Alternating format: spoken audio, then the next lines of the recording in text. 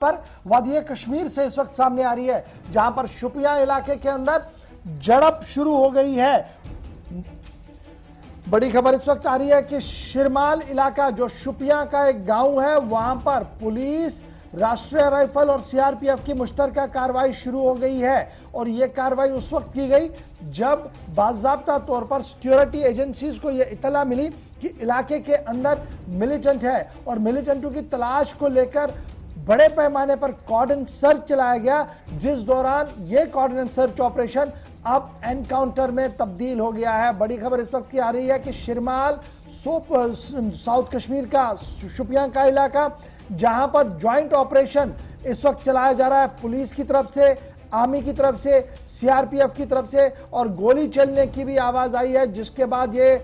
Search operation अब encounter में तब्दील हो गया। और बाज़ाब्ता तौर पर पुलिस की तरफ से भी थोड़ी देर पहले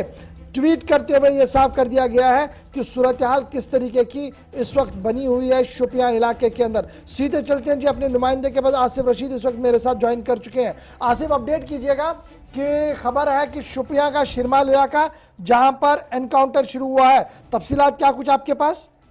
बिल्कुल इशफाक, हैफ शोपियां का इलाका है शिरमल के अंदर, जहां पर मुसद्दक़ा इतलात मिली थी सिक्योरिटी फोर्सेस को, जिसके बाद इस इलाके के अंदर कॉर्डन ऑफ करके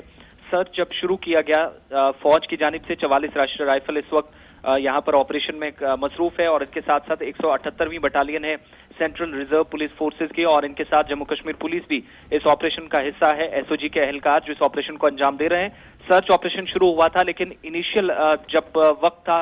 शुरुआती दौर में जब ऑपरेशन चल रहा था, तो फायर ओपन किया गया। यहाँ मिलिटेंट्स जो मौजूद थे, यानी जो सिक्योरिटी फोर्सेस को खदशात थे और खुफिया एजेंसियों को जो जानकारी मिली थी, वो इनपुट सही थे, और उस बेस पे जब ऑपरेशन शुरू किया गया तो यहाँ मौजूद मिलिटेंटों की तरफ से फायर ओपन किया गया। जो इब्तदाई रिपोर्ट्स आ रही हैं कि जवाबी कार्रवाई चंद फायर करके जरूर दी गई है, लेकिन इस एरिया के अंदर चूंकि रिहायशी इलाका है,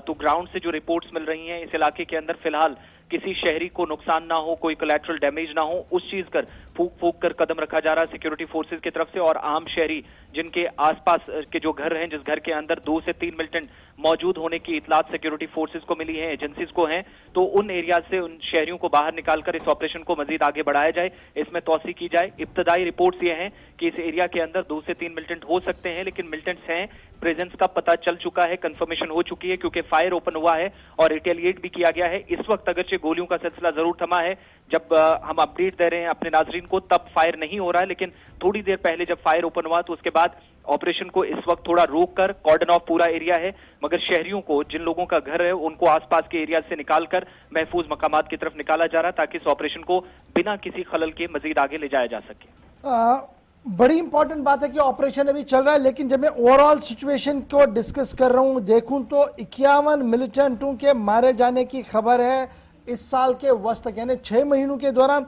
51 मिलिटेंट मारे गए, जिनमें 15 मिलिटेंट उस वक्त मारे गए जब कोविड-19 रेस्ट्रिक्शंस, लॉकडाउन थी कश्मीर वादी के अंदर, लेकिन मिलिट्री ऑपरेशन चलते रहे, 15 मिलिटेंट वहां पर मारे। और उसके बाद जो डिटेल्स आई हैं, उसके बाद अगर 4 महीनों का फिगर देखें तो मजीद मिलिटेंट ऑपरेशंस को तेजी लाई गई है। तो क्या मैं ये मानूं कि जो मुसद्दिका इतलात मिल रही है, वो कंफर्म इंफॉर्मेशन के बाद एनकाउंटर्स में तब्दील होता है ये पूरा इलाका? बिल्कुल ऐसा ही है। जितने भी एरियाज के अंदर नॉर्थ टू साउथ या सेंट्रल कश्मीर तक सर्च ऑपरेशन चले हैं, वो एनकाउंटर्स में तब्दील हुए हैं। चंद इलाकों के अंदर रूटीन वाइज सर्च ऑपरेशन जो हुए हैं वो पुरअमन तरीके से खत्म करने पड़े हैं, लेकिन बेशतर हिस्सों के अंदर एनकाउंटर हुए हैं। और इस बार बड़ी बात यह है कि ये पहले 4 महीनों का डेटा है कि 51 मिलिटेंट्स मारे गए हैं जब से रिस्ट्रिक्शन जम्मू कश्मीर के अलग अलग डिस्ट्रिक्ट्स में लगी। कश्मीर वादी के अंदर कोविड की दूसरी लहर से पहले जब हमने देखा कि अलग अलग जिलों के अंदर इंतजामिया की तरफ से हफ्तावार लॉकडाउन का भी अनाउंसमेंट किया गया, उससे पहले ही पहले 4 महीनों के अंदर सिक्योरिटी फोर्सेस 36 मिलिटेंटों को अलग अलग तंजीमों से जिनकी वाबस्तगी थी उनको हलाक कर चुकी थी। लेकिन जब लॉकडाउन खत्म हुआ या नरमी थोड़ी देने का ऐलान जम्मू कश्मीर इंतजामिया ने किया, तो मजीद 15 लोग या 15 मिलिटेंट्स अलग अलग तंजीमों के सिक्योरिटी फोर्सेस के हाथों इन ऑपरेशंस के दौरान मारे गए। 4 महीनों के दौरान 51 मिलिटेंट पहले इस जो मौजूदा साल चल रहा है रवां साल के अंदर मारे जाने की इस बात की तस्दीक करता है कि जरूर हालात बदले हैं, जरूर बड़े फैसले इंतजामिया की तरफ से लिए गए, तब्दीलियां होती नजर आई, लेकिन सिक्योरिटी फोर्सेज की जो एंटी मिलिटेंट ऑपरेशंस थे वो उसी तरीके से जारी रहे जो गुज़श्ता बरस नवंबर और दिसंबर के महीने में थे। लेकिन इन सब के बीच में इस साल पहले 4 से 5 महीनों में देखें तो कुछ टारगेट किलिंग्स हुई हैं। बहुत सारे लोग जो पॉलिटिकल पार्टीज के साथ जिनकी वाबस्तगी थी उनको भी निशाना बनाया गया। बहुत सारे मकामात पर शुमाली कश्मीर से